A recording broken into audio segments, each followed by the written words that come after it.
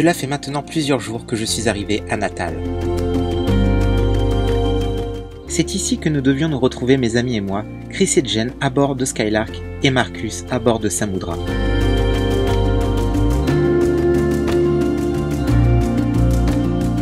Ça va me faire le plus grand bien de retrouver de la compagnie après plusieurs mois en solitaire.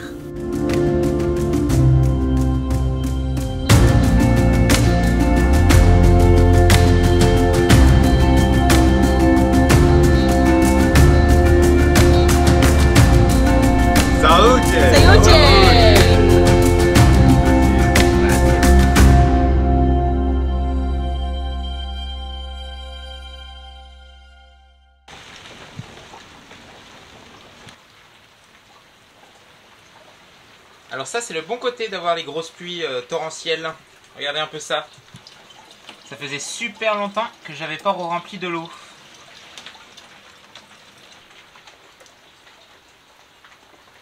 Alors aujourd'hui, ça va être réparation de l'artimon. Donc on va utiliser ce magnifique outil qui sert à recoudre les voiles. Alors ça fait un bout de temps que j'ai cet outil. Et je l'avais vraiment jamais utilisé avant aujourd'hui. Je pensais que c'était un peu compliqué, mais en fait c'est super facile à utiliser. Mais c'est tout bête en fait, il y a une bobine qui va derrière. On fait passer le fil à l'intérieur du manche et puis dans l'aiguille tout simplement. Et ensuite pour n'importe quel projet, donc il suffit de choisir la longueur du projet. On tire le fil, à peu près la longueur du projet. Donc là vous voyez ici pour l'artimon, donc j'avais toute cette bande qui s'était décousue ici. Donc ça fait à peu près 2 mètres. Donc j'ai juste à prendre 2 mètres de fil. Hop, je le sors et il me suffit de passer l'aiguille à travers, de tirer le fil derrière et donc après en fait à chaque fois quand je passe, je vais repasser l'aiguille et derrière ça va faire une boucle et il suffit juste de repasser le fil qui est derrière dans la boucle. C'est vraiment tout simple. Bon, à expliquer comme ça c'est pas évident, donc j'ai regardé un tuto sur YouTube, ça m'a pris même pas 1 minute avant de comprendre et ça va, déjà les coutures sont très costauds, par contre c'est un peu long, ça prend quand même un peu de temps. Du coup j'en profite parce que c'était pas la seule réparation que j'avais à faire sur l'artimon. Du coup j'ai aussi une bande sur le côté qui s'est abîmée. Donc j'ai retiré le dacron et puis j'ai coupé un autre morceau de dacron que je vais remettre par dessus comme ça. Cette bande, et j'ai également des coulisseaux qui avaient cassé. Donc j'avais 3 coulisseaux qui s'étaient pétés dans le rail. Donc ils sont ici fixés avec une sangle. Et le coulisseau qui passe ici, donc j'ai dû retirer toute la couture, retirer la sangle, changer le coulisseau et refaire la couture. Donc l'avantage c'est vraiment qu'avec cet outil c'est super facile, hein. On passe l'aiguille, clac clac clac, je fais mon truc, ça m'a pris 5 minutes pour faire un coulisseau. Donc les coulisseaux sont changés. Et j'avais également cette pièce ici. Alors ça c'est une pièce qui a tendance aussi à pas mal se découdre en général sur les voiles. Donc ça sert à tendre la bordure de l'artimon à l'arrière. Donc il y a juste un bout qui passe à l'intérieur. Et voilà, la pièce avait juste sauté. Voilà, donc là pareil, petite couture ici et ici. Et ça c'est fait. Voilà, là il me reste plus qu'à terminer ma petite couture ici. Alors petite astuce aussi, si vous devez recoudre une voile, si c'est pour une partie décousue, je vous conseille d'utiliser du scotch. Un scotch assez costaud du genre scotch américain. Donc j'ai utilisé le scotch américain pour remettre la voile correctement et pour ensuite pouvoir recoudre facilement, parce que du coup si les morceaux se décalent ou quoi que ce soit, ça va me faire une bulle ou quelque chose de vraiment pas beau. Donc avec le scotch, clac, j'ai pu le remettre parfaitement et ça me permet de coudre facilement aussi.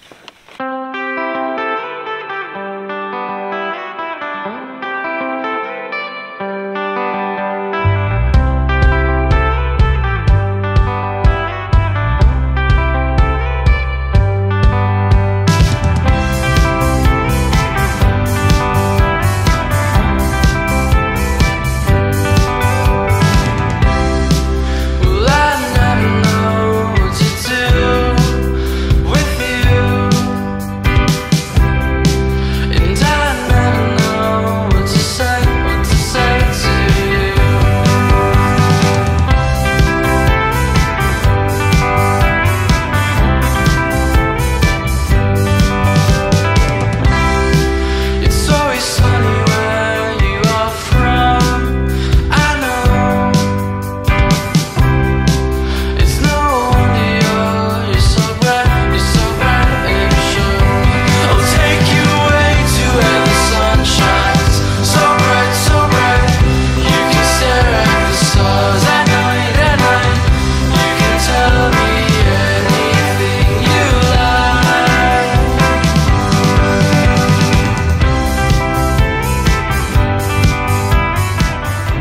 belle voile d'Artimon est réparée, avec le lazy bag qui est réparé également.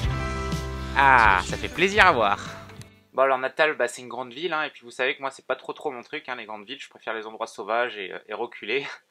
Mais voilà, on a réussi quand même à trouver des petites activités qui ont l'air sympas à faire. Et je pense que c'est le bon endroit au Brésil pour aller voir un match de foot pour la première fois.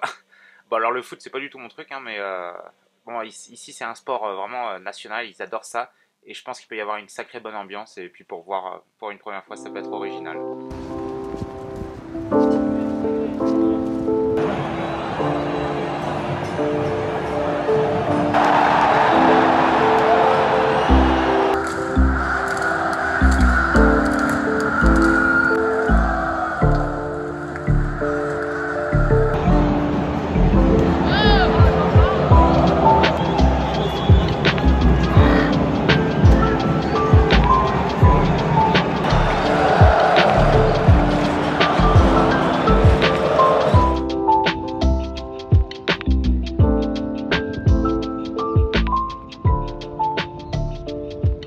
Alors vous devez sûrement vous demander qu'est-ce qui s'est passé avec le pilote auto pendant cette navigation.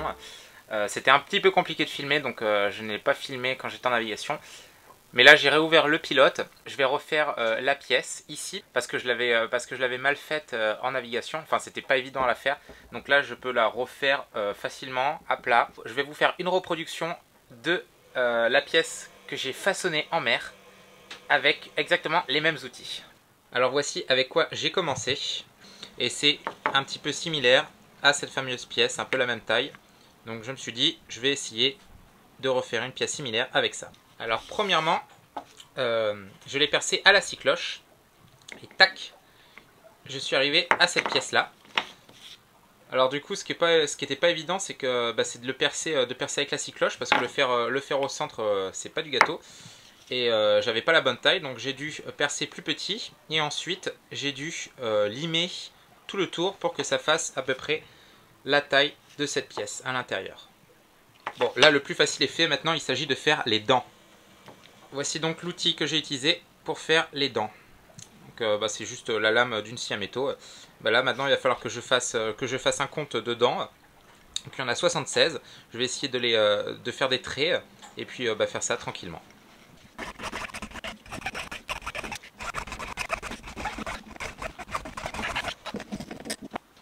Le challenge ici, c'est vraiment de réussir à faire les dents espacées au même niveau. C'est pas évident. Bon, j'arrive à mieux m'en sortir que la dernière fois. Bon, du coup, vous devez vous demander, mais pourquoi je commande pas la pièce? Alors, mes parents ont trouvé la pièce en Guadeloupe. Et donc, ils me l'envoient en Guyane parce que ça coûte excessivement cher de la faire envoyer ici à Natal. Donc, il me reste 1200 000 à faire jusqu'en Guyane. Voilà, si je fais une bonne pièce comme ça, ça devrait tenir le coup jusqu'en Guyane, et puis ensuite j'aurai la bonne pièce et je pourrai la changer. Voilà, en attendant, il faut que je me débrouille. Bon, il semble que ça commence à prendre forme.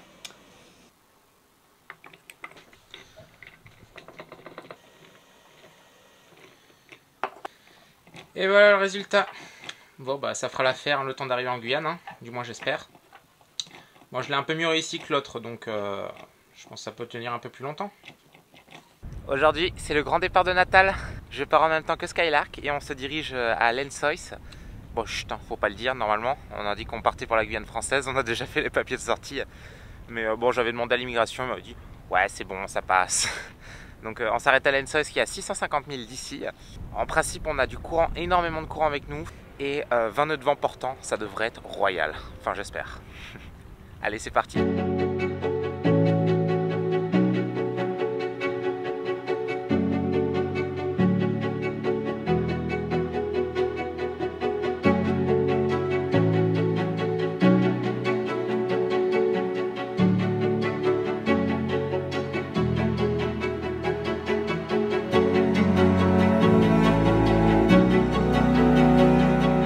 Ouais, c'est super agréable de naviguer le long de la côte nord-est du Brésil.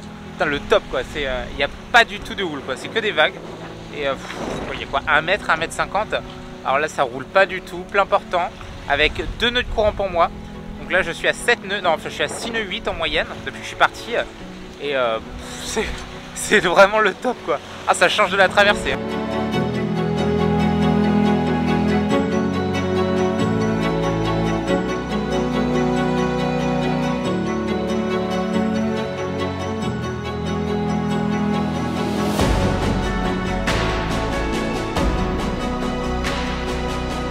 Je viens de pêcher un mahi-mahi, qui est un monstre, il devait faire 25 kg. Il était là, je l'ai remonté ici, j'ai attrapé à la gaffe, j'ai réussi à le monter ici sur la coque. Et là il s'est débattu, il est retombé mais il est resté accroché à la canne. Donc là je suis allé chercher quand même mon gilet de sauvetage parce que j'avais un peu peur. Et en le remontant, il s'est décroché juste là à l'arrière. J'ai trop les boules, je vous dis pas comment. Ah, c'est pareil, il me reste encore du poisson, hein, mais bon, du mahi-mahi c'est bon quand même. Ah mais qu'est-ce que c'est agréable. Oh là là, il n'y a pas de vagues quoi. C'est des petites vaguelettes. C'est génial de naviguer comme ça. Et la voile d'Artimon est mieux comme ça quand même, hein. Vous vous souvenez comme elle était déchirée? Alors j'aimerais en profiter aussi pour vous parler un petit peu de mes projets futurs. Donc maintenant que je remonte la côte brésilienne, je suis plus très loin des Caraïbes. Et donc plus très loin aussi de mes parents. Donc là le projet principal c'est de les retrouver. Et de passer du temps avec eux parce que voilà, ça va faire 3 ans qu'on ne s'est pas retrouvés depuis, ça date depuis la Thaïlande quand ils sont partis avant le Covid. Et ouais, ça va être des sacrées retrouvailles hein, de les revoir. Et voilà, j'ai passé un peu de temps avec eux et puis après je pense qu'ils traverseront dans le Pacifique avant moi. Et enfin moi je ne sais pas encore ce que je vais faire après, donc là je prévois de rester quand même un certain temps aux Caraïbes, dans toute la zone des Caraïbes. Et Sagarani commence un peu à fatiguer, elle vient d'avoir 40 ans et elle a besoin de soins, de gros soins. Il va falloir que je la carène, que je lui rachète du nouveau matériel et peut-être même éventuellement changer le haut-bannage, peut-être des voiles aussi. Voilà, donc il y a beaucoup de travail et pour ça il faut de l'argent. Alors je vais devoir travailler. Évidemment j'arrêterai pas les vidéos. Hein. J'ai eu une idée pour travailler parce que je ne me vois pas du tout travailler à terre, laisser le bateau quelque part et travailler dans un McDo, hein, comme dirait mon père. Alors je pensais faire des initiations au voyage, partager mon expérience avec vous et par exemple prendre un couple d'amis ou des personnes à bord pour une semaine, partager toute mon expérience que j'ai eue depuis que je suis parti avec Sagarani. Par exemple si vous achetez un bateau et que vous y connaissez rien à la voile, je pourrais vous partager mon expérience, voilà, naviguer, vous apprendre des choses que peut-être vous ne savez pas, puis tout simplement partager. Voilà, d'un côté ça me permettrait de travailler sans pour autant devoir laisser le bateau quelque part, et donc ça me permet de continuer à rester sur le bateau, pouvoir continuer de faire les vidéos et vous participeriez également à l'avancée de Sagarani, enfin du refit que je prévois de faire aux Antilles pour les futurs projets. Voilà, bon, c'est qu'une idée pour l'instant, je vais avoir le temps de réfléchir à tout ça, mais voilà, si jamais vous aimeriez venir à bord de Sagarani ou pour une semaine ou pour 2 et voilà. Mais en tout cas si ça vous intéresse, n'hésitez pas à me le dire en commentaire et puis on verra, je verrai ce que je peux faire. Et je dois dire que je suis quand même plutôt fier de mon engrenage de pilote auto. Il a duré 60 heures, 3 nuits et 2 journées. Bon après je savais qu'il allait pas durer éternellement, mais là maintenant maintenant je m'en fiche en fait. Ah vous voyez, maintenant je viens de refaire un engrenage là comme ça, je me suis dit tiens je vais refaire un engrenage si j'ai envie. Parce que là donc il me reste 250 000 à faire. Et depuis ce matin j'ai mis le bateau, j'ai réussi à faire tenir le bateau sur le bon cap. Je suis à 6 nœuds 5, je barre pas. Mais bon là du coup le vent va tourner un peu portant, donc je préfère avoir le pilote, c'est mieux. Et je crois que je vais ouvrir un magasin d'engrenage. J'ai l'impression que je vous ai filmé ce genre de plan une dizaine de fois sur les dernières vidéos, non? Alors ici vous avez le premier engrenage, un engrenage plutôt de mauvaise qualité. Alors ça c'est l'engrenage 36, donc ça c'est l'engrenage 36 heures. Ici vous avez l'engrenage époxy qui dure 1 heure mais qui est pas cher. Et ici vous avez l'engrenage 60 heures. Alors celui-là est plutôt de meilleure qualité, je dois dire que j'y ai passé plus de temps, mais il dure que 60 heures. Voilà, donc si vous souhaitez passer commande pour des engrenages, contactez-moi au 06 38 42. Voilà tout ce que vous avez besoin ici. Hein. Un paquet de gâteaux, un pied à coulisses, une lime, ça, la scie-cloche, la perceuse, un marqueur, et voilà, vous faites vos petits engrenages. Un sticouille, puis sticouille, mettez du ned précieuse. Du coup je laisse le bateau comme ça pour la journée. Il me reste normalement juste une nuit, il me reste 24 heures à faire de navigation. Donc là j'ai pas besoin du pilote, donc je laisse comme ça. Et puis je vais mettre le pilote pour ce soir, comme ça je pourrai dormir. Si jamais le vent tourne, au moins le bateau va pas partir au lof ou en urgence. Voilà. Puis je referai un engrenage quand je serai arrivé à Lençois du coup. Comme ça j'en aurai un en rab. Allez, il me reste que 800 000 à faire jusqu'en Guyane. Et en Guyane je récupère enfin toutes les pièces pour le pilote. Donc là je vais pouvoir tout changer. Et ça y est, le pilote ça sera réglé. Enfin, ça sera réglé. Ah, ça c'est pas sûr.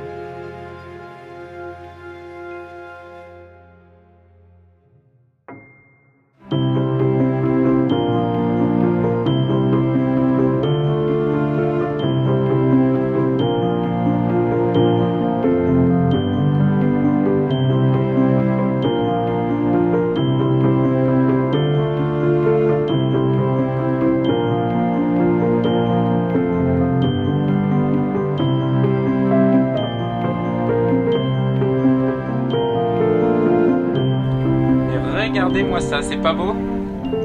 Je suis ancré juste devant la dune de sable. Ah, c'est magnifique. Bon ben voilà, 700 000 plus loin après Natal, Lensois. C'était une navigation plutôt rapide, du coup, avec le courant pour moi. Je vais rester une bonne semaine ici, le temps de faire des belles photos, des belles vidéos. Il n'y a pas internet ici malheureusement, mais il y a un petit village où apparemment il y a un wifi, donc je pourrais quand même écrire à mes parents et ma petite chérie. Et voilà. Bon, maintenant, bonne douche, petit rasage, et on va aller explorer.